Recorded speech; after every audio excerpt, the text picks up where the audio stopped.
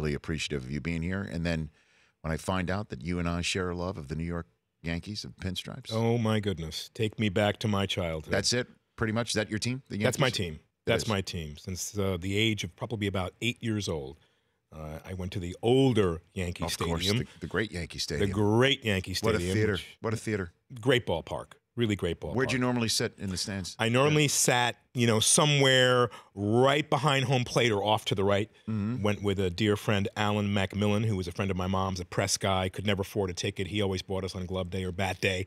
Always came away with something. Sure. Which was, so wonderful. Yeah, they used to have bat day all the time in Yankee Stadium until they realized they were giving out bats to people. Yes.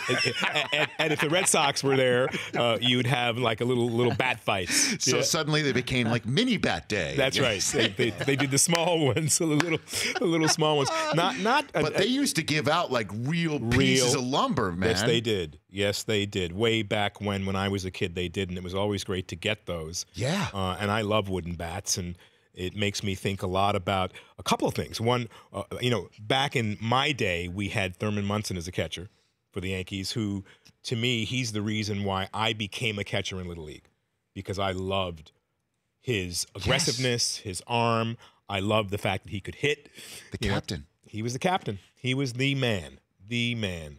And it makes me also think about a guy I know who 25 years ago, Joe Cosentino, started the Vermont Mountaineers Stovetop Dinner. And what they do is he started baseball leagues for kids. So I honor his memory. He passed away last Friday.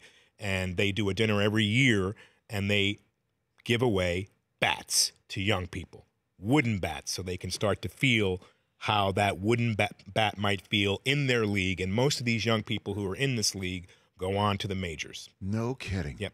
Joe was a great man, and 25 years ago, March 24th, he started these leagues all across the country, and young people are still benefiting from his gracious and wonderful spirit. No kidding. Yeah. That's neat. I'm glad that you paid tribute to him. So what type of catcher were you, Giancarlo Esposito? Oh, man, I was a good catcher. You know how I knew? I caught a guy between third and home base, and we're throwing the ball back and forth, and I see he's going to charge me. So I chuck the ball to the third baseman, and I just give him a nod when to get it back to me. He gets it back to me, and I just gutted him. And my mother said, "Did you have to do that?" I said, "Well, I had to tag him, and his stomach was a good place." Right. So she said, "You're a good catcher." So that's it. Nothing got by me. Now, this day and age, that might be illegal. You're not allowed to block the plate like you used to back in the day. Now that's the truth. The game has changed a bit, unfortunately. But we have to be careful. But back then, as a kid, I was very aggressive. The Rich Eisen Show, weekdays at noon Eastern on Audience.